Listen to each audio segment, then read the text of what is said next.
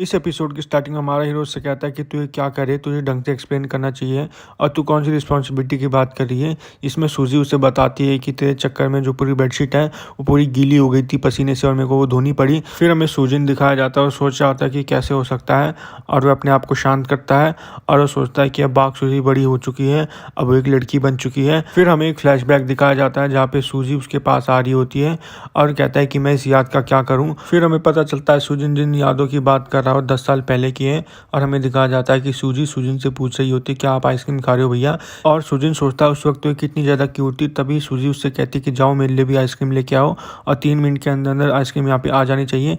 और तभी हमें दिखाया जाता है कि सूजी सूजिन को मार रही होती है और कहती है तू लेट हो गया क्या, तू यहाँ मरना चाहता है। तभी सूजिन सोच रहा होता है कितनी ज़्यादा क्यूट थी सूजी तब बचपन में। और तभी हमें दिखाया जाता है कि सूजिन एकदम से खड़ा हो चुका है और कहता है कि शांत हो जाए क्योंकि सबसे इंपॉर्टेंट अभी वही है। और वो कहता है कि अब मैं इस चीज़ को इग्नोर नहीं कर सकता और मैं इस बात की जड़ तक जाके रहूँगा। तभी हमें दिखाया जाता है कि उस क्लास से निकल जाता है और हमारा हीरो उसको देख लेता है और कहता है क्या ये लड़का हमारी क्लास में था, जिसमें सूजी कह रही होती है कि तू कहाँ देख रहा है।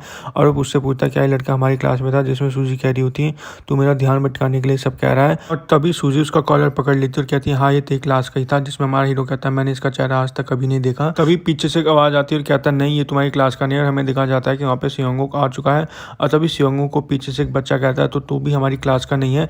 इसमें सियोंगो कहता है कि तुम सब भी यहीं पे हो तो क्यों ना तुम लोग मेरे साथ चलो, क्योंकि मेरे को तुम लोगों से बात करनी है और सूजी हमारे साथ नहीं आ सकती। जिसमें सूजी उनसे पूछती है मैं क्यों नहीं आ सकती तुम लोगों के साथ में। तभी मैं दिखाया जाता है कि सारे के सारे एक कमरे में आ चुके हैं। सियोंगहुन उनको एक ऐसी बात बताता है जो सुन के सारे शौक हो जाते हैं और वो बताता है कि जो लड़की की तुम बात कर रहे हो उसका नाम सूजिन है और एक 3rd ईयर का बच्चा है, और मेरे हिसाब से 3rd ईयर वालों ने भी हरकत करनी शुरू कर दी है। तभी एक बच्चा पूछता है वो लोग ऐसा क्यों कर रहे हैं, और तभी जोंग पूछता है एक 3rd ईयर वाला 1st ईयर वाला बन के क्यों घूम रहा है और हमारी क्लास में आ कैसे गया, ये तो बहुत ही ज़्यादा डरावना है। फिर सियोंगहुन उन्हें समझाता है कि उस बच्चे की खुद की कोई पर्सनैलिटी नहीं है, इसलिए उस बच्चे को कोई जानता भी नहीं है, बस वो सियोंगो के पीछे पीछे घूमता है। इसका मतलब वो यहाँ पे डाइगुन के ऊपर जासूसी करने आया था। और जैसा कि तुम लोगों ने देख लिया कि ऐसी हरकत शुरू कर चुका है, तो इसका मतलब अब 3rd ईयर वाले भी बच्चे जल्दी ऐसी हरकतें करने लग जाएंगे और इसका मतलब हमारे पीछे बाग स्विंग और उसके जो 4 हेवनली किंग्स हैं वो हमारे पीछे पड़ जाएंगे। तभी जोंग कहता है कि क्या बच्चों जैसी बातें कर रहे हो, और तभी पीछे से बच्चा कह रहा होता है कि हट ऐसा कुछ भी नहीं होता। और फिर मानो अपना सिर पकड़ के कहता है कि तुम बिलीव करो या मत करो, लेकिन उनको 4 हेवनली किंग्स इसलिए कहा जाता था क्योंकि वो चारों के चारों बचपन से एलिमेंट्री स्कूल में साथ पढ़े हैं।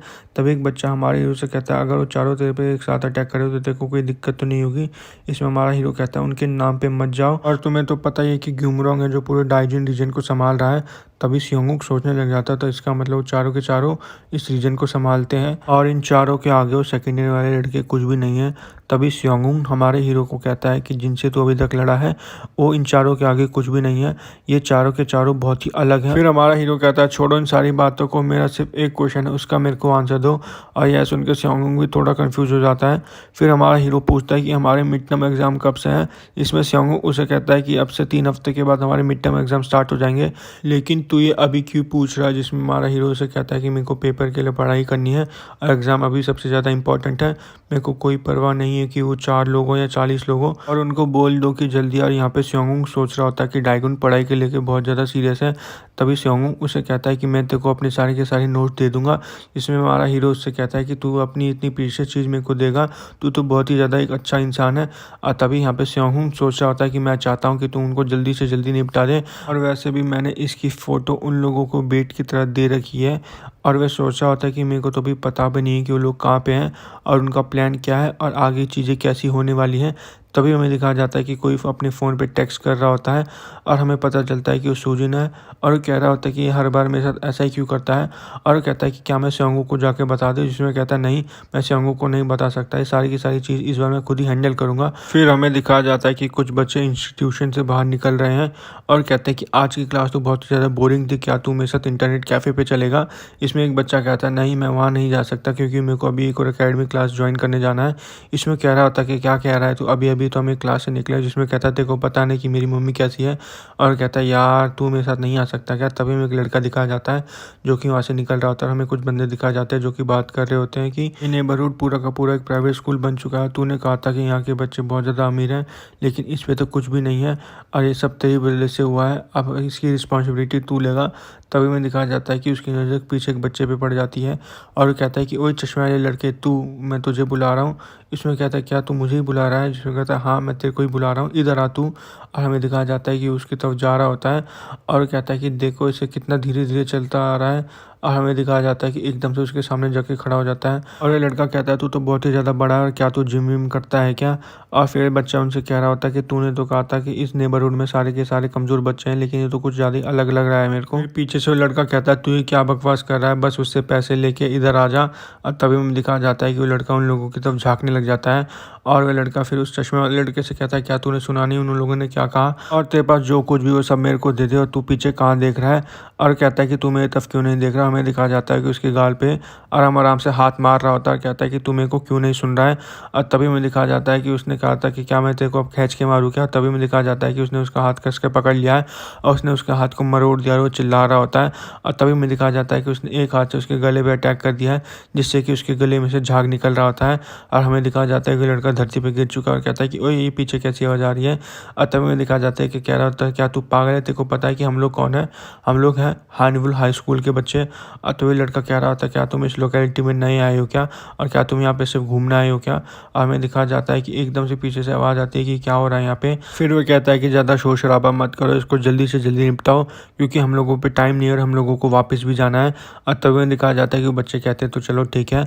और हमें दिखाया जाता है कि चश्मे वाला लड़का अब सीरियस हो चुका है, उसने अपने बैग को भी उतार दिया है और लड़के कह रहे होते अगर तूने अपने पैसे हमें चुपचाप दे दिए होते तो ये नौबत नहीं आती। और हमें दिखाया जाता है कि सारे के सारे एकदम से उस पर हमला कर देते हैं और कहते हैं कि अब तुम मरने के लिए तैयार हो जा।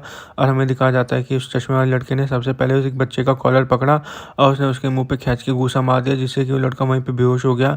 और तभी दूसरा बच्चा उसे अटैक कर देता है, जिसके अटैक को चश्मे वाला लड़का सारे के सारे डॉज कर देता है और फिर उसके मुंह पे भी खींच के घूसा मार देता है। तभी हमें दिखाया जाता है कि उस चश्मे वाले लड़के ने एकदम से अपना पैर ट्विस्ट कर दिया है और अपनी कोनी तीसरे वाले लड़के के मुंह पे खींच के मार दिया है। और तभी अचानक से एक चौथा बच्चा उसको एक मुक्के से अटैक करता है, लेकिन हमें दिखाया जाता है कि उसने एक हाथ से उसका मुक्का पकड़ लिया है और दूसरे हाथ से उसने उसके गाल पे खींच के घुसा मार दिया, जिससे कि दूसरा लड़का भी बेहोश हो चुका है। और यह देख के लड़का बहुत ज़्यादा शॉक हो जाता है और कहता है कि क्या हो गया। फिर वो अपनी गर्लफ्रेंड को थोड़ा पीछे हटने के लिए कहता है और कहता है कि बिल्कुल ठीक होगा अगर मैं इसको थोड़ा सा स्क्रैच कर दूँ। और तभी वो चश्मे वाला लड़का कहता है कि एक हथियार का इस्तेमाल कर रहा है और ये सिर्फ एक स्किल की फाइटर इस्तेमाल कर सकता है। और हमें दिखाया जाता है कि लड़का एकदम से उस पर अटैक कर देता है और कहता है कि तू अपना मुंह बंद कर। और हमें दिखाया जाता है कि उस चश्मे वाले लड़के ने उस बच्चे का हाथ पकड़ के मरोड़ दिया है और उसका जो चाकू है वो हवा में उड़ रहा है और दूसरे हाथ से उसने अपनी कोनी उस बच्चे के पेट में मार दी, जिससे कि उसके मुंह से झाग निकल रहा है।